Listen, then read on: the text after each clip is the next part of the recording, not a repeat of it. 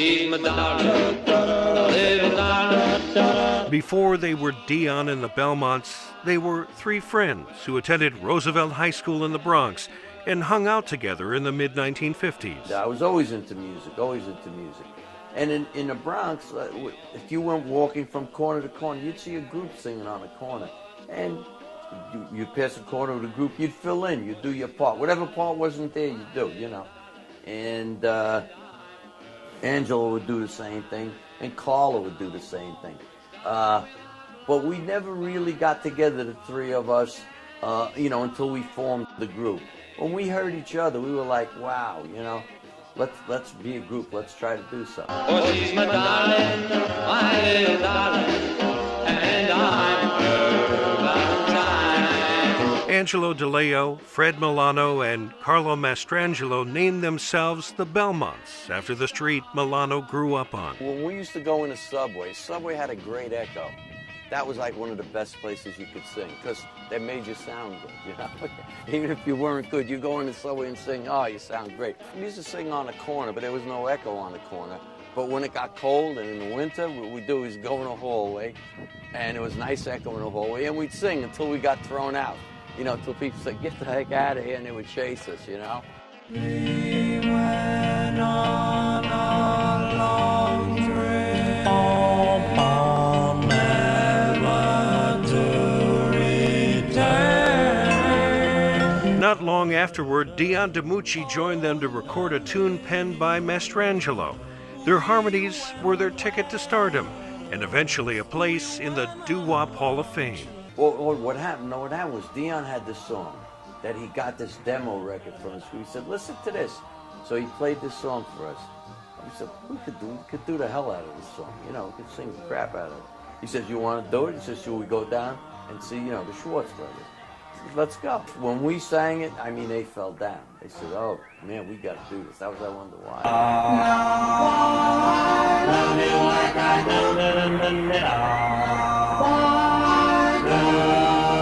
We did it, and that was it. You know, that was the beginning. That was the beginning of the success. I just want I wonder why I love you like I do. When we were younger, we were teenagers, our favorite show on TV was Bandstand with Dick Clark. We used to watch that. When we got to do Bandstand, I was like a nervous wreck. But about halfway through the song, you know, I calmed down. We did I Wonder Why. And we had practice. We had learned steps. We had, you know, choreographed this thing, and we were learning the steps and doing the steps. And finally we got it down, you know, and when we did it, it was great. It was great just doing those steps. And the kids in the audience, the guys that we used to love and the girls that we used to love singing, clapping, and you know, they're giving us all this attention. It was wonderful. Then now they're asking us for autographs after the songs. I was saying, this kid, they must be in heaven, you know? It was like really, really a great, great, great experience.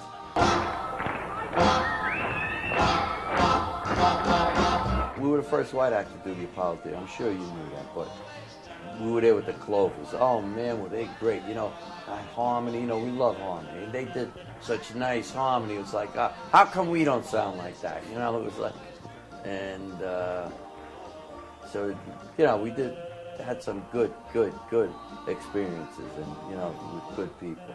A fan favorite among doo-wop groups of the era, the act found itself on several tours, including the now infamous Winter Dance Party Tour of 1959. This was such a unique tour. It was like a tour that was put together for our own enjoyment. You know, we're hearing all this different kinds of great music come from these great guys, you know? It was like, this is going to be like a great tour. Why must I be a teenager in love? I cried a tear. But by that time, Angelo had been drafted into the U.S. Navy, so Dion and the Belmonts became a trio for the tour. We had to change our parts to try to do 3 guys doing 4 parts, you know what I mean? We did miss him. We miss him a lot because we're a group, you know. You know, the girls would scream so much, as Carlo recalls. The girls would scream so much they couldn't hear us anyway. They didn't know what the heck we were singing, or at least not the parts, if there was any part missing, you know. But we missed it. During his final television interview at his Long Island home in 2010, Freddie Milano remembered just how cold it was traveling around the upper Midwest in the winter of 1959. 10 degrees in New York's cold. 17 degrees below zero. 35 degrees below zero. 20 degrees below zero. This is cold that we've never experienced. As far as we're concerned, we're in the South Pole. It's so cold, you breathe in and the hairs in your nose freeze, you know? If you had a mustache, you got all icicles on your mustache. It was really cold.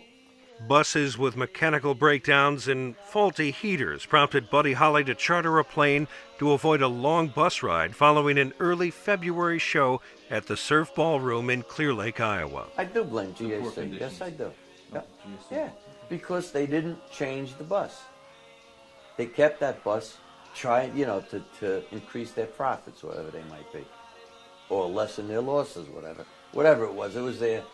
I blame that decision they made on their deck. Holly, J.P. the Big Bopper Richardson, Richie Valens, and pilot Roger Peterson were found in the wreckage north of Clear Lake the next morning. Milano and the others who took the bus to Moorhead, Minnesota, didn't get the news until they arrived that afternoon. It was like a shock. It was disbelief. Like, wait a second, what are you talking about? So we all ran into the hotel like, we got to go check this out, you know? And it kind of like, we got to get someone else to say that before we believe it, you know? And sure enough, we went in there, and as we went in the hotel, they had this little TV that was on, the news was on, it was blaring. Rock and roll singers get killed, you know? And it was like, that became official, you know? Then you had to believe it. And I'm sure Buddy and the Big Bopper and Richie would have, you know, said, let's go, man, go and do the show. What are you talking about going home, you know?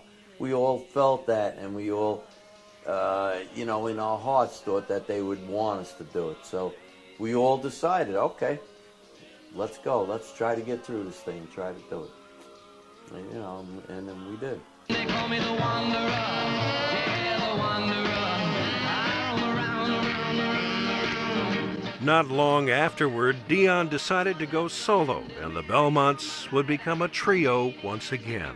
I wander you, alright, alright, tell me why my heart skips a beat. After several recordings in the early 1960s and an exit by Mastrangelo, the Belmonts would team up with Dion again in 1972 for a performance at Madison Square Garden and a live reunion album. It was great as far as the audience was so, it was overwhelming. It was really overwhelming. It was a wonderful, wonderful night, yeah. And we belong together. In later years, Milano graduated college and became a legal coordinator for the city of New York.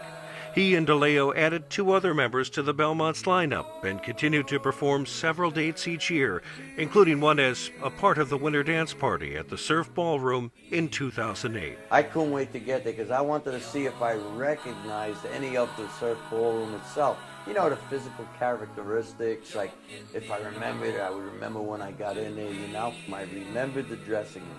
I remember playing cards in that dressing room. What we would do is we would play poker, and whoever was on the stage couldn't play. But then when they came down, one of us went up, but it was always like one guy short playing poker. We performed on a stage. It was like, when we went on there, it was like, not that there were ghosts, but it was more than a regular show, you know? It was, and the audience was wonderful, you know? I love you so. What keeps you performing? It's the music and the audience. But mainly the music. We love the music, you know, and we, in our lives not on the stage, we don't get a chance to do the music, to sing together. This gets us together to sing, you know, it's like a great thing. It's really a wonderful thing that we're able to still do it, you know?